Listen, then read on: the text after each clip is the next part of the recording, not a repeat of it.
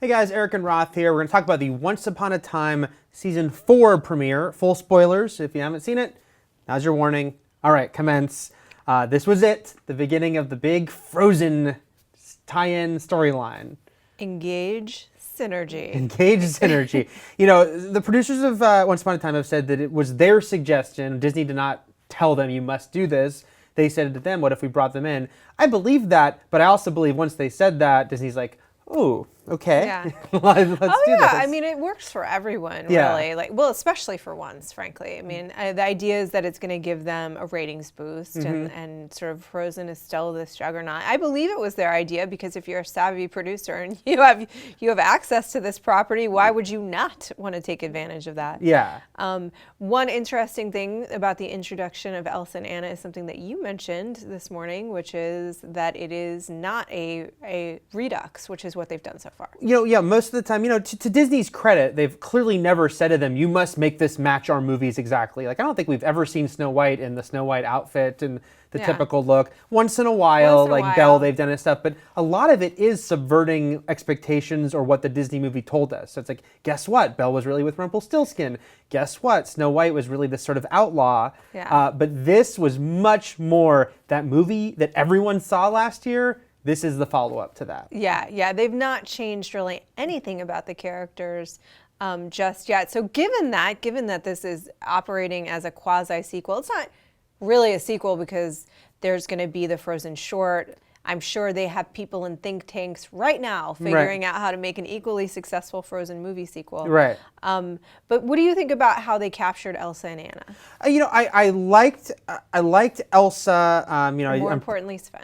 Yeah, I love Sven. Sven was great. You know, I'm predisposed to already like Georgina Hegg, liked her on Fringe a lot. I did like her a lot here. They immediately kind of are returning to conflicted Elsa, clearly, which works. Anna's the one I don't think they really captured that well. You know, that character is so lovable in the movie. She's so sort of like relatable in her sort of clumsiness and dorkiness. Her adorkableness.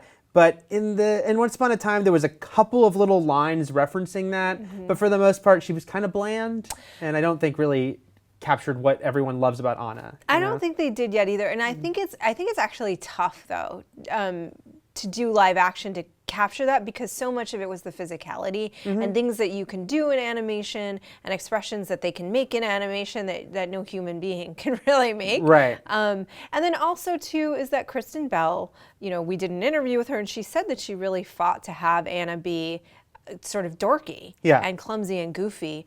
And I think she can capture that very well. Yeah. So I think it was tough. I think she actually had the tougher role, but I did like Elsa. Yeah. I agree, and I think that's seemingly going to be the more important character as the season goes on. I think we'll see a little bit of Anna in the Enchanted Forest. Well, we've heard we'll see her for several episodes, but clearly by the end of the episode, the idea is what happened to Anna. She's gone. She's missing. Someone's taken her. Elsa's determined to get her back at all cost. Yeah. So yeah, it does seem like it'll be much more Elsa heavy. She's the one in Storybrooke who is going to be encountering all the characters we know. And she's the one in peril, which I do think it's a clever way to bring her back to that internal conflict of like, I'm a monster. Right. Just look at me. I'm such a monster. Right. I can make things freeze. I mean, it really is. It's like, you're really not like at all. It's kind of awesome. You're kind of amazing. You know, it was very funny though, like how much they did connect it to the movie, not just the plot where it really was this follow-up that really assumed, rightfully so, that you've seen that movie. Because there's these references to, oh, well, the last time you left and stuff, and they don't really fill you in because it's like, you know, you know, this movie made $1 billion. But also it's like, Pobby, the troll looked just like the movie. I was impressed with that. They did kind of go big because that, you know, Once Upon a Time can have some problems with effects.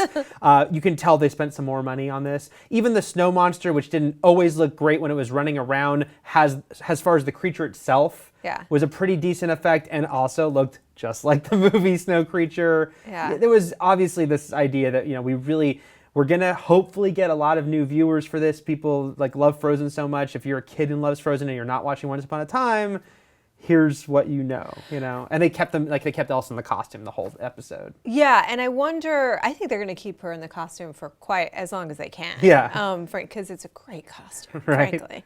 I wonder about that. One thing that I did wonder was, okay, like if you haven't been watching, it's season 4. So it's not like, oh, you can just go watch 13 episodes and you're fine, you're caught up. So how many people do you think will actually invest in catching up to be able to tune in if they're interested in the Frozen storyline? Or do you think they don't need to? I think they're assuming that they might get some new viewers and that they're not going to go and watch the other episodes necessarily. What really struck me as another scene in the episode that didn't have to do with Anna and Elsa was when Belle and Rumpelstiltskin danced together. And they played the song. Yeah. They had the chandelier. He's dressed like Beast in the movie.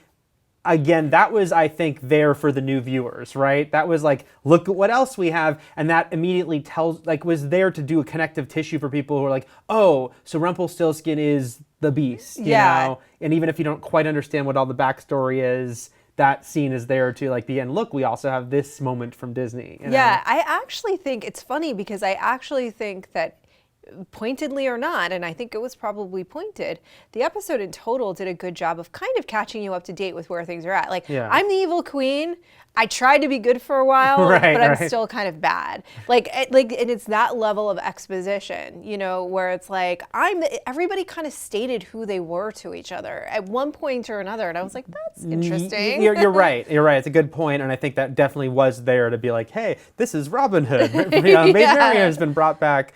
And I think they also made sure not to have everyone in this episode for that reason too, to just be like, here's the most important characters, and we're going to do some exposition. And the ones you love so much. And the ones you love so much. And we got Giancarlo Esposito back. I love it. Yeah. I love him as the mirror genie. Poor tortured soul man. Yes. I do. I think he's great.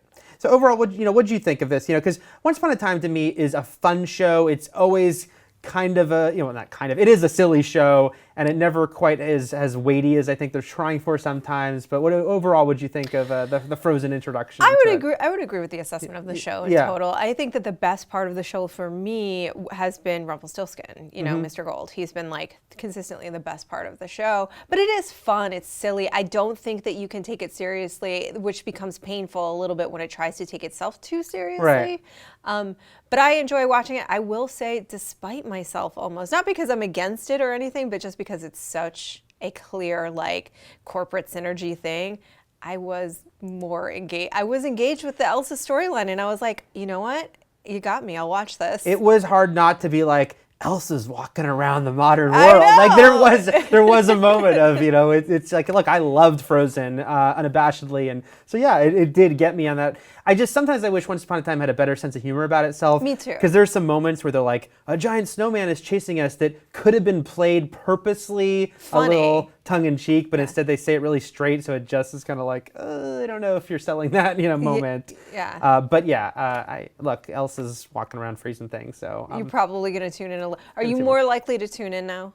Yeah, I mean, I watched the show anyway, but it's never like appointment television for me. It's kind of, a diversion, but I'm gonna be paying a little more attention right now. So am I. You got us, ABC. You got us, ABC Disney. You got us. Did they get you? Are you one of those people who's so sick of Frozen that you're angry, but you're commenting right now about it? Let us know in the comments for all things Frozen, whether you like it or not. Keep it locked here at IGN.